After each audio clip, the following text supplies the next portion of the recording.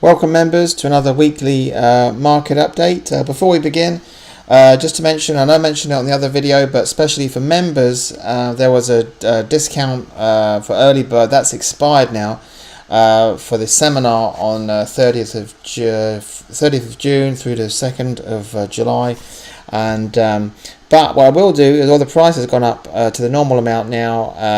Well, not the normal amount, there's still a reduced rate for members, but I will still pay have the VAT paid for you, so there's no VAT.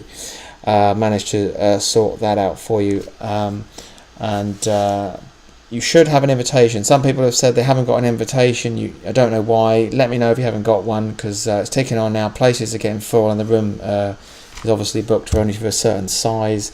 And again, you don't have to come for the whole thing. I know you've been through a lot of it before. You can treat it as revision, come to the whole thing, or just catch up on the new material. Meet me for a drink in the bar, have some fun, have some one-on-one time, catch up on everything else. Saturday afternoon, Saturday evening, have a drink, spend all day Sunday, whatever. But you need to come to that on the Sunday at least, because that's where I'm going to release details on my new system that is just phenomenal and very, very exciting. You're talking about doubling your money 10 times maybe in just a season, so it's really changed everything. Kind of real game changer for me personally. So I want to explain that to you. If you can't attend, DVD record, you have to pay the normal, you have to buy it like normal, the regular price in the order form you've got there, the discounted members rate, but I can do you a DVD instead of, I would rather you come, but if you want for the same money, you can get a DVD. But that's off the record, unofficial. That's for member special for members, especially for members only. So okay, let's catch up and check the other video first for the big picture. But no surprises there. It's up and up and up.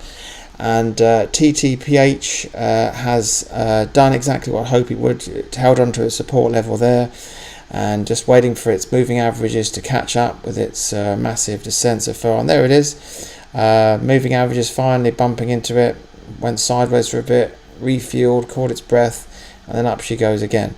So great performance. And now I'm expecting this one to just keep on trucking ahead. And don't forget, I was in around here, somewhere like that. So it pays to be patient. You're not watching all your, they were just paper profits. Remember, nothing's over until you close the bet. And yeah, that's frustrating to see it doing that. But I'm thinking, that's not the chart I'm looking at. This is the chart I'm looking at. I want to be in this thing when it gets back up to 55 again. So let's look at the yen trade, which is an example of when patience and can be patience is required, and not to get frustrated. If I look at this weekly chart of remember, I'm shorting the yen, trading YCS, which is a leverage ETF, so I get it's at magnifying my gains.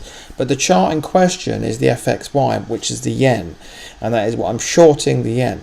So when I look at this weekly chart here, now you're in the trade, I'm at kind of break even now or whatever, but again, I'm looking at the bigger picture, and there's nothing wrong with this chart as I look at it today from a shorting point of view. What do I see here? I see a dramatically descending moving average.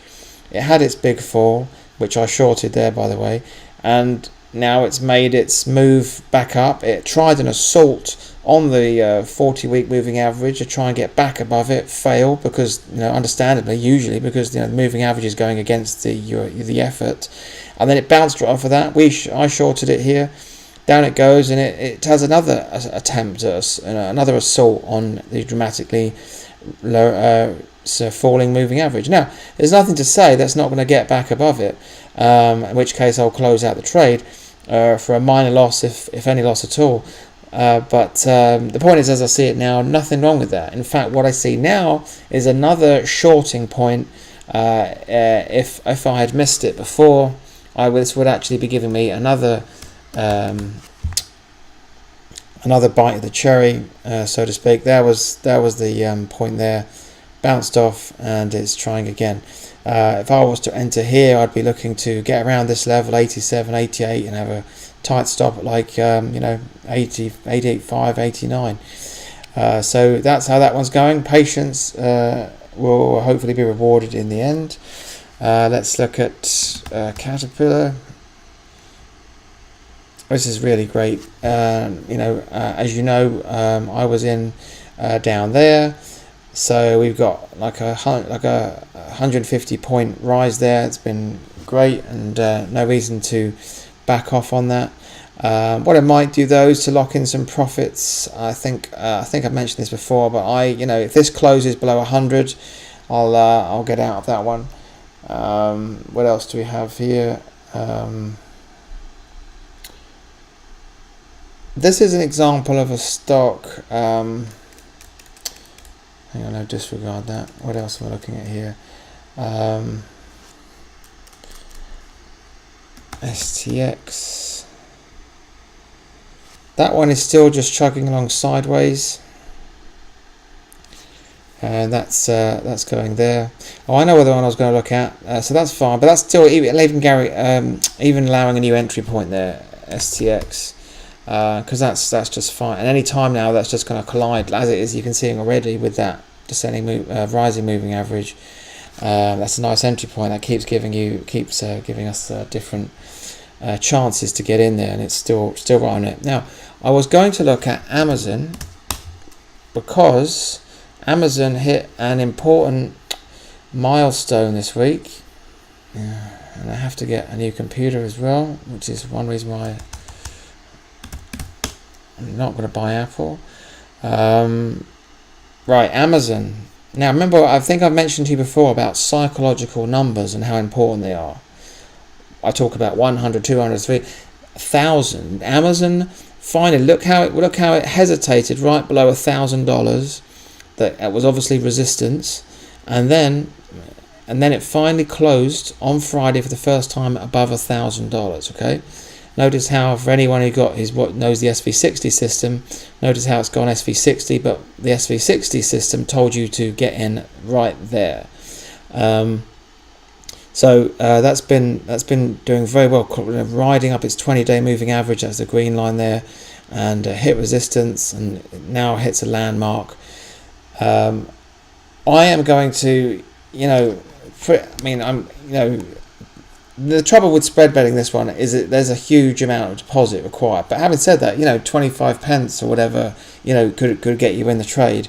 But this is irresistible because, I'm going to bet money, and literally, that Amazon now in the next week or two, barring any market meltdown, because that all bets are off if that happens, but it doesn't look like that's going to happen right away. But as long as the market cooperates, Amazon is going to go to $1,100 to $1,200 within the next few weeks.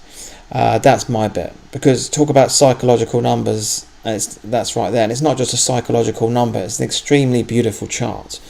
And this is a classic example, and we're revising the basics here that I've explained to you many times before, and that is, it's not about buy low, sell high. Well, it is sometimes, but typically it's buy low, sell high. It's buy high, sell higher. Okay, this is a stock that's on fire, and it's just hit a massive milestone.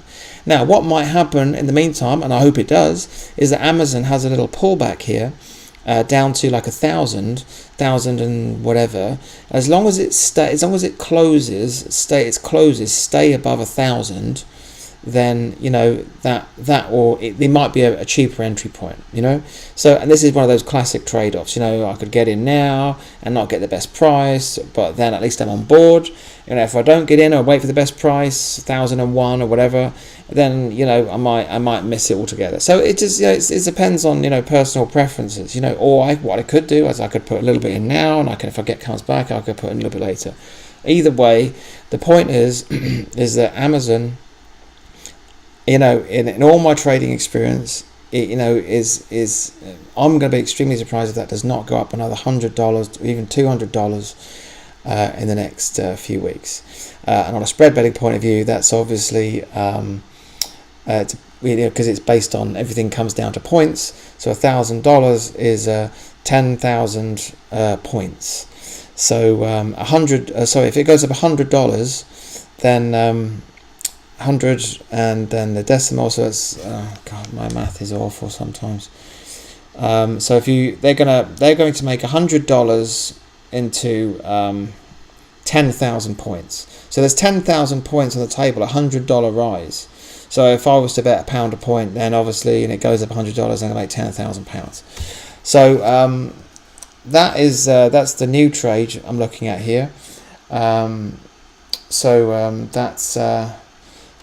That's all for this week. So I was looking at other things I had here, but that's everything's all fine. Oh yeah, I just want to look at gold quickly.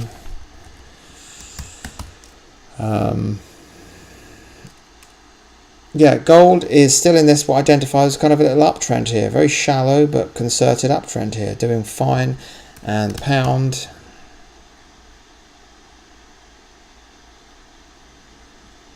again, that's just fine. As I mentioned last time, as long as it holds above its 200-day and indeed this line of what looks like support now, which it bounced off nicely and carried on, pound's fine and could have the worst of it behind it. Trying to get the weekly chart up here of it so you can see.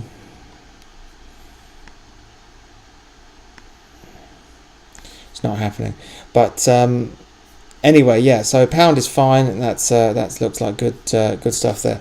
So right, I will speak to you next week. Don't forget to get your reservation in. You don't want to miss this, and I hope to see you on the weekend of at some point, because you're a club member. You can just show up whenever you want. I don't care if you walk in the middle of something I'm explaining. That's absolutely fine. You basically get a backstage pass. So I'll see you hopefully at the end of the month and speak to you next week.